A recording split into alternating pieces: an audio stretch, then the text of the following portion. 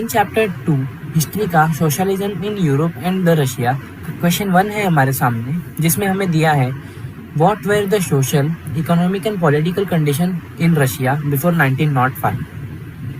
तो क्वेश्चन में हमें क्या दिया है? क्वेश्चन में हमें दिया है कि सोशल इकोनॉमिक और पॉलिटिकल कंडीशन कैसी थी रशिया में। तो हम लोग ऐसे लिख सकते हैं, देखें, the social economic and political condition in Russia before 1905 was backwards, मतलब बहुत पीछे चल रहा था, बहुत खराब चल रहा था उन लोग का कंडीशन। तो देखते हैं, इनके तीन पॉइंट आएंगे, मतलब 3 पॉइंट्स आएंगे सोशल इकोनॉमिक एंड पॉलिटिकल अलग अलग। तो स्टार्ट करते हैं। तो सोशल कंडीशन में 85% of Russian population was agriculturist, industries was extinct. तो क्या थी? 85% ऑफ पॉपुलेशन, वो बहुत ज़्यादा होती है, 100 में से 85 मतलब तो फिर 50 नहीं बचे। तो 85% पॉपुलेशन एग्रीकल्चरिस्ट, मतलब एग्रीकल्चर के बेस्ड में एग्रीकल्चर के फील्ड में काम करते थे। क्यों करते थे? क्योंकि रशिया ही बहुत बड़ा एक्सपोर्टर था ग्रेन्स का, वीट्स का, इसलिए। Industry was existence but very rarely, मतलब इंडस्ट्रीज उधर थी लेकिन बहुत कम थी, रेयरली मतलब बहुत कम थी। In which most of was privately own workers, मतलब कि उनमें से जो इंडस्ट्रीज है, बहुत सारी जो ऐसे इंडस्ट्रीज थे जो प्राइवेटली ओन, मतलब प्राइवेट लोग ओन करते थे उसे।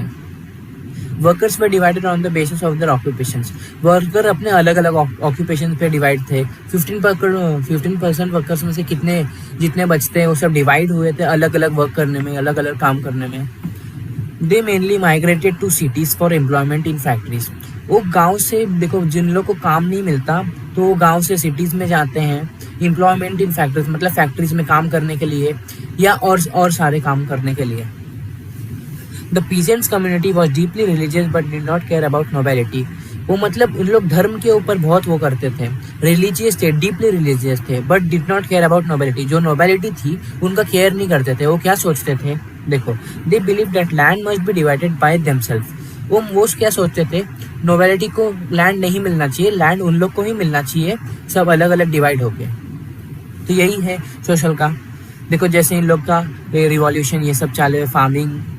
अब देखो नेक्स्ट देखते हैं, नेक्स्ट क्या है हमारा? पॉलिटिकल कंडीशन नहीं, अब एक काम करते हैं इकोनॉमिकल, सोशल इकोनॉमिक। तो अब नेक्स्ट देखते हैं इकोनॉमी।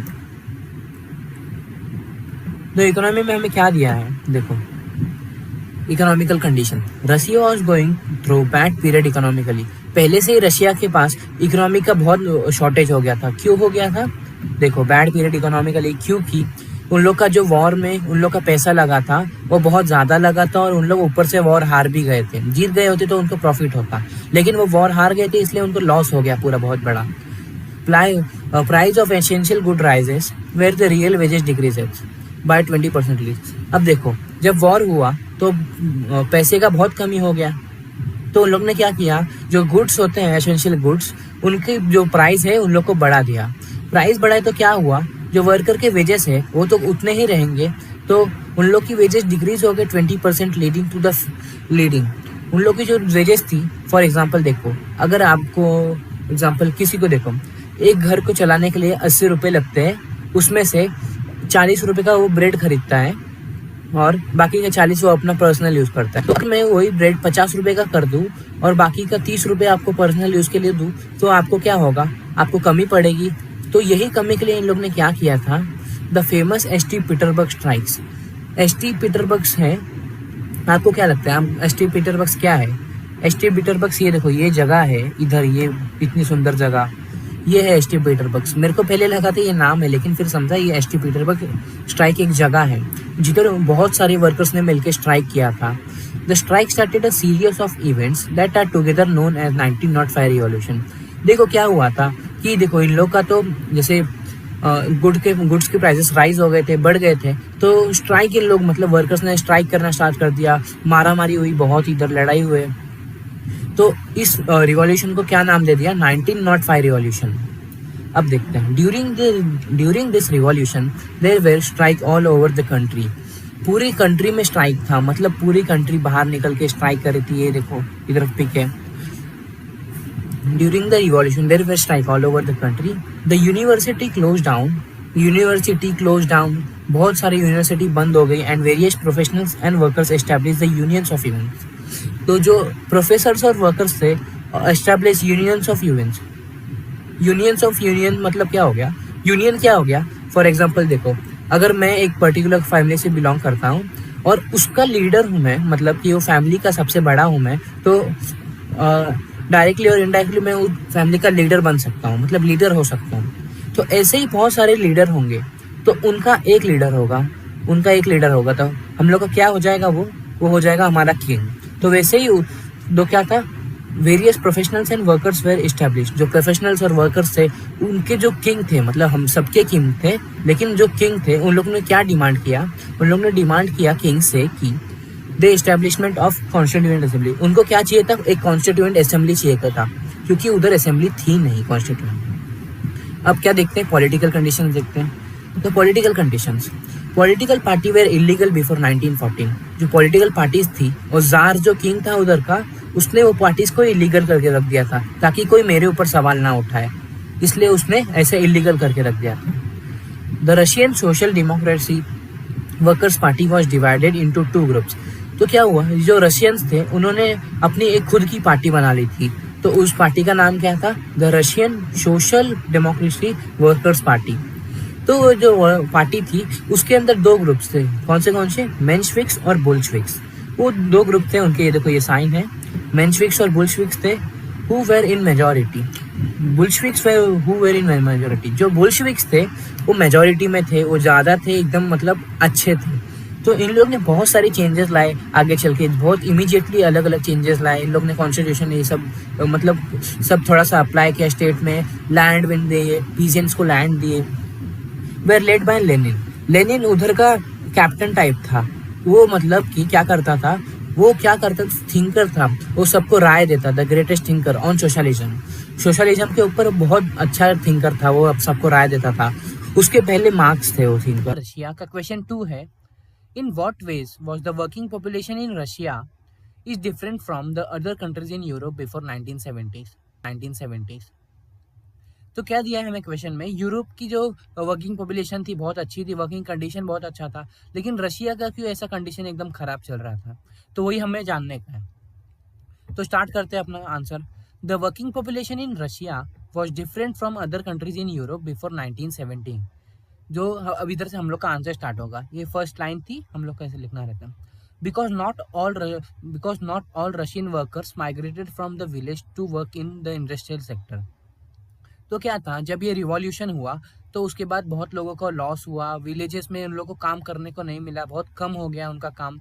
तो इसलिए उन लोग ने क्या किया, सारे वर्कर्स नहीं लेकिन कुछ ना कुछ वर्कर्स देखो विलेज से सिटी में माइग्रेट हुए और इंडस्ट्री में वर्कर की काम करने लगे। तो some of them continue to live in village and went to work daily. और उनमें से कई जो पहले से काम करते थे वैसे ही काम करते हैं और टाउन्स में जाते हैं वो काम करने के लिए। लेकिन क्या है, उन लोग जो रहते हैं ये, तो उन लोग का कुछ काम फिक्स रहता नहीं है, कभी काम मिलता है कभी काम नहीं मिलता है, ऐसा रहता है। दे वेर अ डिवाइडेड ग्रुप, जैसे हम लोग ने चैप्टर 1 में पढ़ा था कि उन लोग के 3 क्लास थे, अलग अलग 3 क्लास थे, क्लर्जी ऐसे। तो वैसे ही इसमें भी 2 क्लास हैं, कौन से लोग ने 2 क्लास में डिवाइड किया है, 2 ग्रुप्स में डिवाइड किया है लोगों को, सोशली एंड प्रोफेशनली। सोशली जो लोग बहुत खराब थे उन लोग को अलग ग्रुप बना दिया है सोशली में ही, और सोशली में जो थोड़े से अच्छे थे वो इसमें क्या आएंगे, मिडिल क्लास, ये सारे रहेंगे। और प्रोफेशनली जो प्रोफेशनल्स है, जिनके पास ज़्यादा पैसा है, उन लोग के पास दौलत ये सब है, उनके बारे में।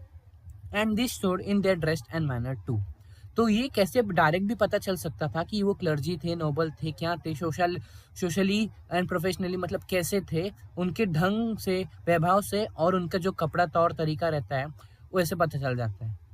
Metal workers were the aristocracy of the working class. जो मेटल वर्कर्स थे उन लोग को ज़्यादा अहमियत दी जाती थी। अरिस्टोक्रेट्स मतलब देखो ये अरिस्टोक्रेट्स रहते हैं, जो बड़े घर के राजा रहते हैं, जो रूलिंग क्लास रहते हैं। तो उन लोग क्या करते थे, मेटल वर्कर्स जो थे उनको ज़्यादा अहमियत देते थे, उन लोग को ज़्यादा सम्मान देते थे of the working class, because the occupation demand more training and skills. क्योंकि वो जो मेटल का काम था वो बहुत कम लोग कर रहे थे रशिया में, और वो बहुत मेहनत के साथ, और ट्रेनिंग बहुत मेहनत लगती है वो काम को करने के लिए, इसलिए इनके ऊपर ज़्यादा ध्यान दिया जा रहा था। Nevertheless the working population was united. तो मतलब कि क्या, देखो, nevertheless the working population was united, लेकिन कभी भी वर्कर्स ने मतलब यूनिटी में ही रहे सब लोग। मारा मारी इन लोग ने खुद ने आपस में ज़्यादा नहीं किया। On one four front strike, workers condition and employer trainings. तो क्या हुआ, अगर देखो कोई भी वर्कर के साथ गलत व्यवहार होता है, कि कुछ भी ऐसा होता है, उसको कुछ भी ऐसे कंडीशन में बाहर निकाल दिया जाता है, उन लोग के ऊपर गलत व्यवहार किया जाता है, या उन लोग के प्राइस कम हो जाती है, मतलब उनको पैसा कम मिलता है, तो इस टाइम पे इन लोग क्या करते हैं, टीम बना के स्ट्राइक करते हैं। जो एम्प्लॉयर्स रहते हैं उधर के, अगर उन लोग गलत व्यवहार करते हैं तो इन लोग स्ट्राइक करते हैं, सब एक साथ मिलके। एम्प्लॉयमेंट टिरानी मतलब क्या होता है? टिरानी मतलब होता है गलत व्यवहार करना।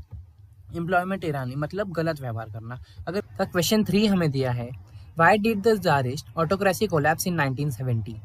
तो क्वेश्चन में हमें दिया क्या है, जो ज़ार निकोलस थे उनकी आर्मी एकदम से कैसे बंद हो गई, मतलब उन्होंने राज्य का पद क्यों छोड़ दिया और सब बंद कैसे हो गया, तो वही देखेंगे। तो the tsar first dismiss the initial 2 Dumas. तो डूमास क्या होते हैं? डूमास कॉन्स्टिट्यूशन टाइप होता है। तो क्या किया था ज़ार ने, स्टार्टिंग मतलब ज़ार ने पहले लोगों के प्रेशर में आके एक डूमा बनाया। क्यों बनाया? लोगों ने उनको फोर्स किया था कॉन्स्टिट्यूशन बनाने को। पहले वो खुद चलाते थे, लेकिन उन्होंने कॉन्स्टिट्यूशन बनाया। तो स्टार्टिंग में उन्होंने वो कॉन्स्टिट्यूशन को बंद कर दिया, उसके बाद एक और कॉन्स्टिट्यूशन बनाया, उसे भी बंद कर दिया। डूमा मतलब एक और डूमा बनाया, उसे भी बंद कर दिया। तो एक और तीसरा डूमा बनाया, वो अभी उन्होंने चला रहे थे। And then pack the parliament with the conservatives. Conservatives क्या थे? उनके जो साथ काम करते थे, उनके खिलाफ जो नहीं बोलते थे, वो उनके कंजर्वेटिव्स थे। So during the first world war the tsar took decision without consulting the Duma.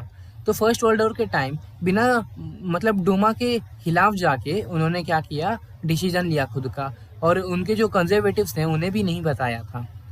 Large scale casualties of Russian soldier in the war was further alienated the people from the tsar.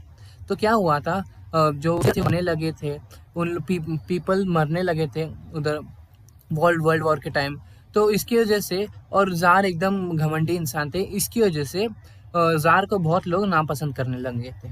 Burning of crops and buildings by retreating Russian armies created a huge shortage of food in Russia. तो क्या हुआ था, देखो मतलब कि जो opposite की country थी वो क्या कर रही थी, पूरे कैप्चर करते जा रही थी। क्या? रशिया को पूरा कैप्चर करते जा रही थी। शायद वो यूरोप थी, हाँ यूरोप थी, वो कैप्चर करते जा रही थी पूरे रशिया को। तो मतलब कि अंदर ना घुसे, और तो फिर उन्होंने क्या किया, जो उन लोग के जो रशिया का ही जो खाने पीने का जगह है, जहाँ फार्म विलेजेस है, जिधर से उन लोग एंटर कर सकते हैं, मतलब यूरोप वाले एंटर करेंगे उधर से और आगे जाने के लिए, तो उधर उन लोग रह नहीं पाए। इसलिए क्या किया था ज़ार ने, सारे फार्म्स को, ट्रीज को, शेड्स को, सबको जला दिया था, ताकि उन लोग रह नहीं पाए, उन्हें कुछ खाने पीने को नहीं मिले। लेकिन इसकी वजह से क्या हो गया, रशिया को भी फ़र्क पड़ गया। क्यों फ़र्क पड़ गया? क्योंकि उधर भी खाने, देखो जब फसल जला दिया जाएगा तो खाने को क्या मिलेगा, तो शॉर्टेज ऑफ, बहुत बड़ा शॉर्टेज ऑफ फूड हो गया। All of this led to the collapse of tsarist autocracy in 1970।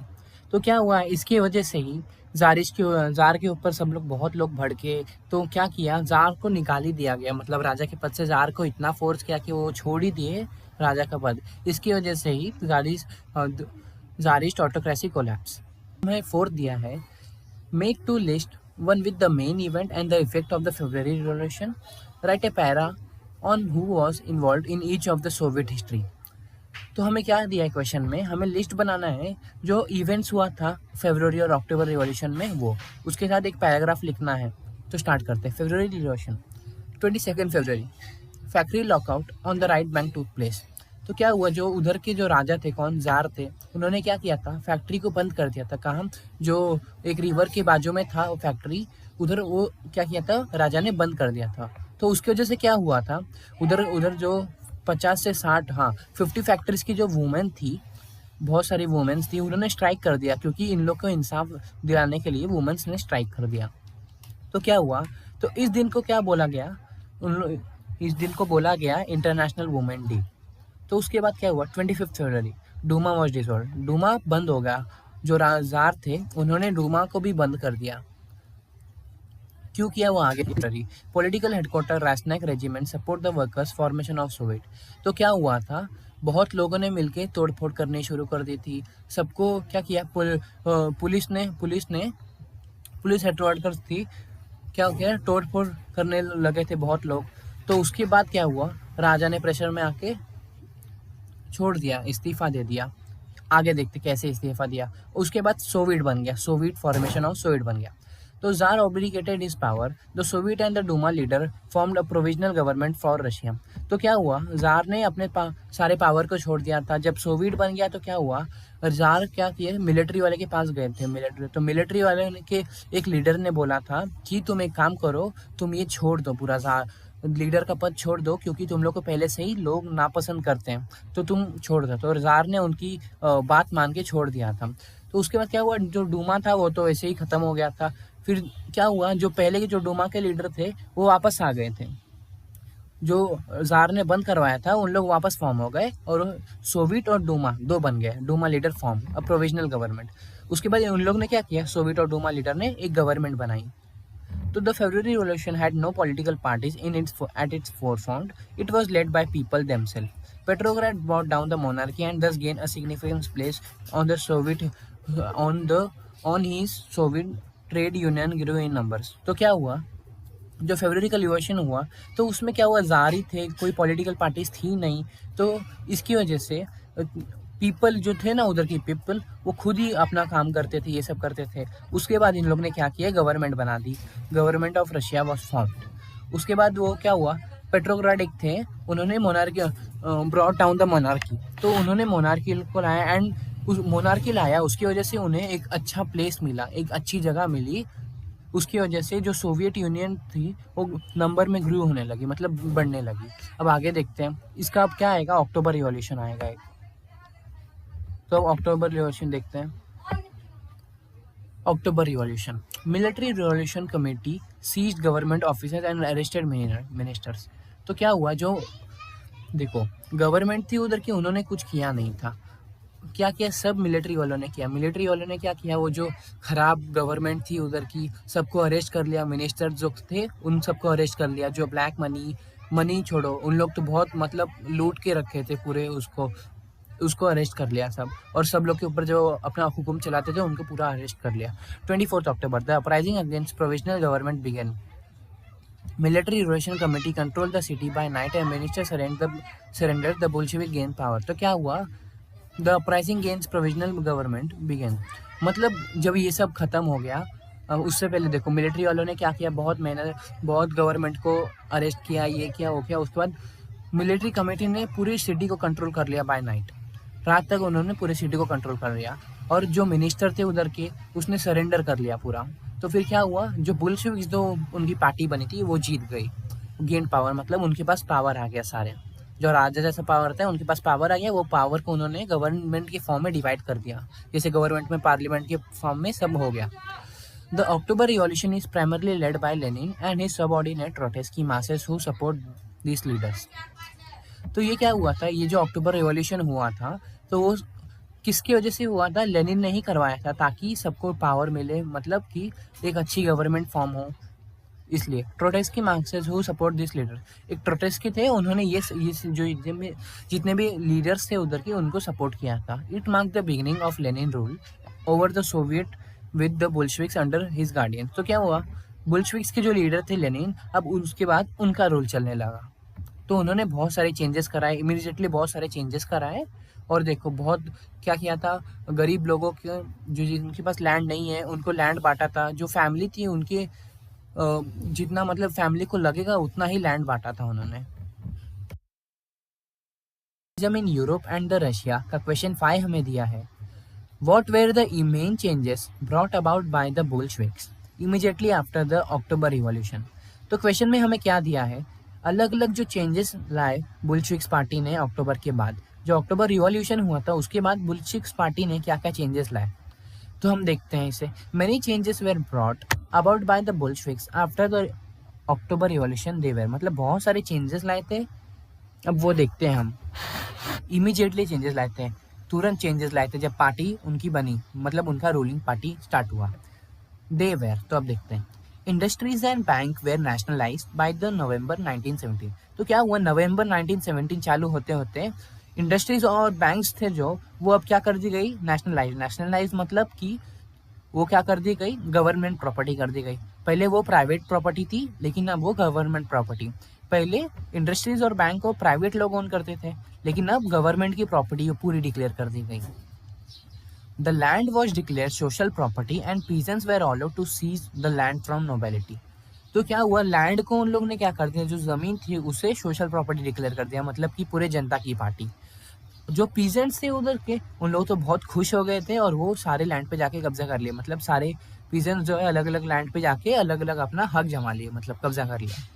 तो उससे क्या हुआ, फ़ायदा भी हुआ, पीजेंट्स को फ़ायदा हुआ, लेकिन लॉस किसको हुआ, जो बड़े बड़े लैंड ओनर्स थे उनको, क्योंकि उनकी प्रॉपर्टी जो थी वो खुद की थी, प्राइवेट थी, और उन्होंने मेहनत करके, जो मेहनती लोग थे, जिसने मेहनत की थी उसको लॉस हुआ। और जो मतलब देखो, राजा के साथ जो लोग थे उन्हें तो लॉस होना ही था। The use of old aristocratic titles was banned. तो क्या हुआ था, जो ओल्ड अरिस्टोक्रेटिक टाइटल्स थे वो बैन हुए थे। मतलब कि जैसे ओल्ड अरिस्टोक्रेटिक टाइटल मतलब क्या होता है, जो राजा है, राजा जो बड़े लोग रहते हैं, जैसे तब राजा थे, जार थे ना, जार निकोलस, वो बड़े थे, तो उन्होंने क्या किया था, उन्हें मतलब पूरे जनता के सामने अपना हक जमाने के लिए क्या किया था, अपने नाम के आगे एक प्रीफिक्स लगाया था, ताकि वो उस प्रीफिक्स से जाने जाए। तो इसलिए अरिस्टोक्रेटिक टाइटल्स को बैन कर दिया गया, मतलब कि खुद के आगे कोई नाम लगा नहीं सकता, मतलब कुछ बड़ा नाम नहीं लगा सकता, जैसे कि खुद को इस नाम से पहचाना जाए। Aristocratic title was banned. ऐसे new uniforms for the army and the officials were design. तो क्या हुआ, बुल्शविक्स ने क्या किया, जो पहले जो जार की जो यूनिफॉर्म्स थी उनको हटा के नया यूनिफॉर्म डिजाइन किया। उसमें से मैं आपको एक हैट दिखा देता हूँ। ये देखो, ये उन्होंने एक हैट डिजाइन किया था, तो ये इसका नाम क्या था, बुडनोव हैट। तो ये हैट डिजाइन किया, देखो ये पिक है, सब लोग ने मिलकर खिंचाई थी। New uniforms for the army and the officials. तो उन लोग ने हैट डिजाइन किया, यूनिफॉर्म्स डिजाइन किया, अलग अलग डिजाइन किया चीज, तो उसमें से एक ये है हैट। तो देखो, जब जार निकोलस ने ये सब, मतलब कि जो पहले की जो कपड़े थे वो सब उनका मतलब जो उनका जो कपड़ा था पहले का, वो सब हटा के नया कपड़ा ला दिया गया आर्मीज के लिए, uniforms. The Bolsheviks party was rename as the Russian communist party. तो क्या हुआ, बुल्शविक्स पार्टी ने एक और अपना मतलब कदम आगे ले लिया। तो उन्होंने क्या किया, जो अपनी उनकी जो पार्टी थी बुल्शविक्स पार्टी, उसको रीनेम करके क्या कर दिया, रशियन कम्युनिस्ट पार्टी। तो उसे क्या कर दिया, रीनेम करके रशियन कम्युनिस्ट पार्टी। तो यही थे बहुत सारे चेंजेस। इसमें से मैं आपको एक एक्स्ट्रा चेंजेस बता दे रहा हूँ, वो शायद मैंने इसमें लिखा नहीं है। तो क्या हुआ था ना, जब देखो जार निकोलस और उनके जो साथी थे वो क्या थे, बड़े, उन लोग बड़े घर में रहते थे। तो लेकिन अब वैसा कुछ नहीं था इधर। बुल्शविक्स पार्टी ने क्या किया था, जिसका जैसा मतलब जिसकी जैसी फैमिली है उसे वैसा घर मिलेगा। जैसे अगर किसी की छोटी फैमिली है तो उससे छोटा घर मिलेगा। लेकिन इसे लॉस किससे हुआ, देखो, जिसकी छोटी फैमिली है उसे छोटा घर मिलेगा, जिसकी बड़ी फैमिली है उसे बड़ा घर मिलेगा, जिसकी मीडियम फैमिली है उसे मीडियम घर मिलेगा। तो वैसे ही देखो क्या हुआ था, लॉस किसको हुआ था इसमें, इसको लॉस हुआ था जो मतलब प्राइवेट प्रॉपर्टी के ओनर थे, जो खुद मतलब खुद की मेहनत से जो बड़ी प्रॉपर्टी बनाए थे, उन्होंने बड़ी प्रॉपर्टी बनाई थी। फार्मर्स थे जो बड़े बड़े, तो उन्होंने कितनी खुद की प्रॉपर्टी बनाई थी, लेकिन क्या हुआ, उनकी प्रॉपर्टी भी गई ऐसे ही हाथ से। इसकी वजह से इन लोग को बहुत गुस्सा आया था जो फार्मर्स से। तो क्या हुआ था, एक साइड में इन लोग की तारीफ भी हो रही थी और एक साइड में बदनामी भी हो रही थी। In Europe and the Russia का क्वेश्चन 6 हमें दिया है।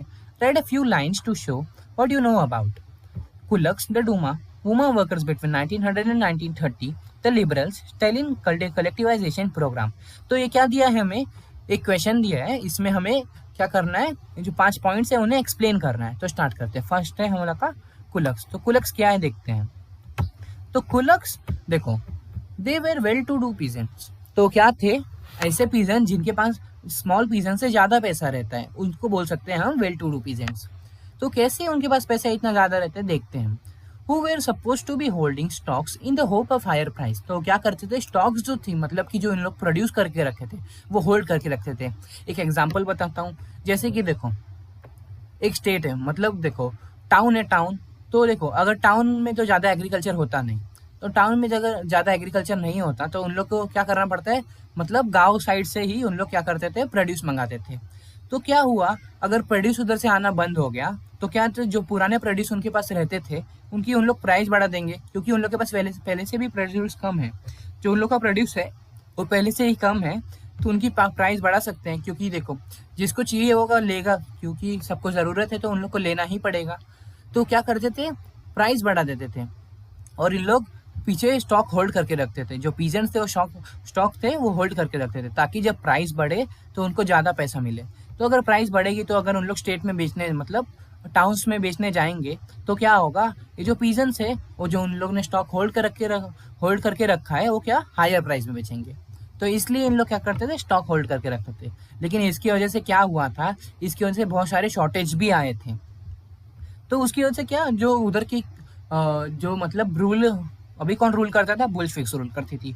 तो उन्होंने क्या किया था, देखो, they were raided so that they may be eliminated in order to develop modern farms and establish state control large farms. तो उनको क्या करते थे, वो जो पीजेंट्स थे उनके जो एरिया है या उनके गोडाउन्स में रेड मारते थे। रेड क्यों मारते थे, क्योंकि अगर उन्होंने स्टॉक होल्ड करके रखा होगा, आगे तक पहुंचने नहीं दे रहे हैं, तो क्या करते थे, उधर रेड मारते थे, ताकि जो भी खाना है मतलब जो भी ग्रेन्स वीट्स हैं वो बाहर निकाल सके, इसलिए। और उनको फोर्स करते थे वो सब बेचने के लिए। अब देखते कुलक्स हो गया, अब क्या है, the Duma was a consultative parliament. तो डूमा क्या थी, एक कंसल्टेटिव पार्लियामेंट थी, एक पार्लियामेंट थी। It was created on the permission of jar during 1905 revolution. वो क्यों क्रिएट हुआ था, अब देखते हैं। देखो जार ने क्यों क्रिएट किया था, क्योंकि जो उधर के लोग थे उन लोग ने, देखो 1905 का रिवॉल्यूशन हुआ था, तो जार को तो बहुत लॉस भी हुआ था। स्टेट पूरे मतलब उधर के पूरे जगह को लॉस हुआ था, पूरे रशिया को लॉस हुआ था। तो क्या हुआ, तो जो उधर के लोग थे जार को फोर्स करके रखे थे कि कुछ पार्लियामेंट बनाओ, हम लोग के इधर भी कुछ अच्छे रूल्स होने चाहिए, कुछ मतलब इन्वेस्ट करो, आप भी हम लोग का जो टैक्स लेते हो वो कुछ तो करो। मतलब वो क्या करते थे, जार अपना ही संसार बसाने में लगा रहता था। तो उन लोग ने फोर्स करके क्या किया, पार्लियामेंट बनाया। तो उस पार्लियामेंट का नाम क्या था, द डूमा। तो ये क्या है, कंसल्टेटिव पार्लियामेंट है।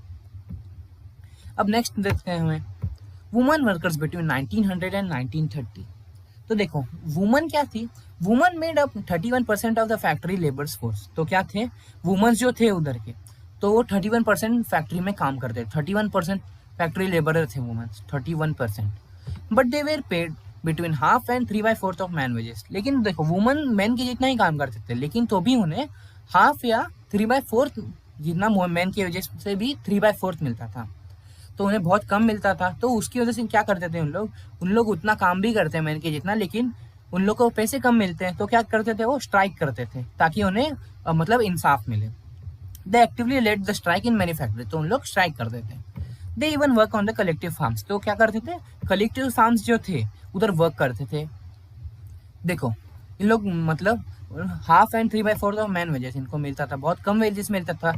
और ये फैक्ट्री में they actively led the strike in many factories. तो उन लोग फैक्ट्री में जब स्ट्राइक करते थे तो उनकी थोड़ी सी पगार बढ़ा दी जाती, मतलब सैलरी बढ़ा दी जाती थी, मतलब थोड़ी ज़्यादा कर दी जाती थी। लेकिन मैन की वजह जितना उतना उनको नहीं मिलता था। लेकिन उसके बाद 1947 जब आया, 1947 के बाद, ये तो मतलब मैं चैप्टर से बाहर का बता रहा हूँ आपको, ये लिखने की ज़रूरत नहीं है, ये इतना ही लिखना है 4 पॉइंट आपको। जो 1947 हुआ तो उसके बाद तक सब ठीक हो गया, वुमेन को भी सेम मैन की जितना राइट मिलने लगा, राइट। तो अब नेक्स्ट देखते हैं, नेक्स्ट हमें क्या दिया है, द लिबरल्स। तो क्या है liberals, they were a group which look to change society. तो क्या है, वो एक ग्रुप है जो सोसाइटी में चेंज चाहती है। तो देखते हैं क्या बोलते हैं इन लोग, they want a nation which tolerate all religion. तो उन लोग को एक ऐसा नेशन चाहिए था जो सारे रिलीजन को टॉलरेट करता है, मतलब कि यूनिटी होनी चाहिए सारे रिलीजन को, सब लोग मिल घुल के रहने चाहिए। ऐसे नहीं कि मतलब तू मुस्लिम है तो तू मुस्लिम की जगह जा और हिंदू तो हिंदू। अच्छा अब देखो, oppose the uncontrol power of dynastic ruler. तो देखो उन लोग डायनेस्टिक रूलर को अपोज करते थे। क्या मतलब, जैसे अभी एक राजा है, वो किंग है, तो उसका जो बेटा रहेगा वो उसके बाद किंग बनेगा, राजा के मरने के बाद। उसके बाद वो जो बेटे का बेटा बनेगा, उसके बाद उसके बेटे का बेटा, ऐसे ही चलता रहता था। लेकिन क्या, जो मतलब कॉमन पीपल्स थे उधर के, तो उनको क्या रहता था, उन लोग को मतलब कभी चांस ही नहीं मिलता ये रूलिंग करने का, मतलब किंग टाइप बनने का। तो इसलिए उन लोग ने क्या किया, वो अपोज करते थे जो उधर के, जो मतलब अभी ये बुल्शविक्स थे, उन लोग ने ये जो थी अनकंट्रोल पावर ऑफ डायनेस्टी उसको बंद ही कर दिया था। दे argue for a representative elected parliament government. तो सॉरी, जो लिबरल्स थे उनको ये नहीं चाहिए था।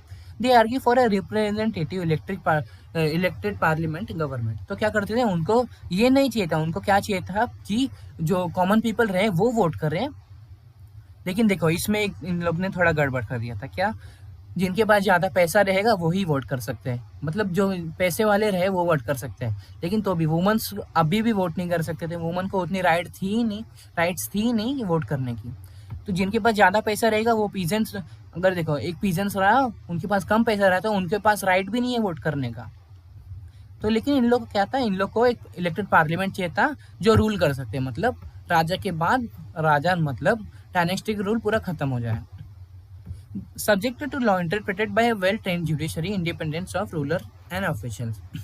तो इन लोगों को क्या चाहिए था, इंडिपेंडेंस चाहिए था, टाइप ऑफ जुडिशरी इंडिपेंडेंस चाहिए था, मतलब जो उन लोग के ऊपर रूलिंग चलती थी अब वो नहीं चलनी चाहिए, और उन लोग फ्री होके कहीं भी घूमने जा सकते हैं। तो अब देखो, लेकिन देखो ये सब हो गया तो आप इसको क्या बोल सकते हो, इसको ऐसा बोल सकते हो आप क्या कि ये मतलब डेमोक्रेसी। तो इन लोग डेमोक्रेसी नहीं है। क्यों नहीं है? क्योंकि देखो डेमोक्रेसी में क्या रहता है, सबको राइट्स रहते हैं इलेक्शन लड़ने के। लेकिन क्या था इन लोग में सबको राइट्स नहीं थे, वुमेन्स को तो थे ही नहीं, ऊपर से जो गरीब लोग थे उनके पास भी राइट्स नहीं थे, इसलिए हम इसको डेमोक्रेसी नहीं बोल सकते। तो अब देखते हैं नेक्स्ट हमें क्या दिया है, स्टेलिन कलेक्टिवाइजेशन प्रोग्राम। तो देखो ये स्टेलिन है, ये स्टेलिन का पिक है। तो देखो स्टेलिन क्या सोचते थे, देखो जब क्या हुआ था, रिवॉल्यूशन हुआ था, मतलब बीच बीच में बहुत सारे शॉर्टेजेस भी आए थे, फूड शॉर्टेजेस आए थे। तो क्या हुआ, जब शॉर्टेजेस हुआ तो पहले तो देखो, जैसे मैंने आपको पहले बताया कुलक्स में, तो कुलक्स क्या करते थे, कुलक्स मतलब जो स्टॉक होल्ड करके रखते थे, तो उनसे इन लोग ने निकलवाया, तो भी मतलब जो स्टॉक होल्ड किए थे वो निकलवाया, तो भी इन लोग का फूड शॉर्टेज मतलब गया नहीं था। तो स्टेलिन क्या सोचे, Stalin hoped to solve the problem of food shortage by combining small farmers with large and modern farms. This was collectivization program that began in 1929. तो क्या हुआ, स्टेलिन सोचते थे कि अगर मैं छोटे और बड़े फार्मर्स उनको एक साथ कर दूँ, कंबाइन कर दूँ और मॉडर्न टेक्निक्स अप्लाई करने को बोल, मतलब जो मॉडर्न टेक्निक थी, मॉडर्न फार्मर्स थे तो वो मॉडर्न टेक्निक्स भी रहती है उनके पास थोड़ी, मतलब मॉडर्न मशीनरीज, तो वो भी अप्लाई कर सकते थे। उसके से क्या होता, ज़्यादा प्रोड्यूस होता। This was collectivisation programme that began in 1929। तो इसको बोला गया collectivisation programme. Peasants were forced to work in these states controlled collectivization farm called kolkhos। तो जो पीजेंट्स थे उनको क्या किया जाता था, फोर्स किया जाता था, ये फार्म पे काम करो। स्टेट कंट्रोल कलेक्टिवाइजेशन फार्म, और इसको क्या बोला गया, खोलखोस।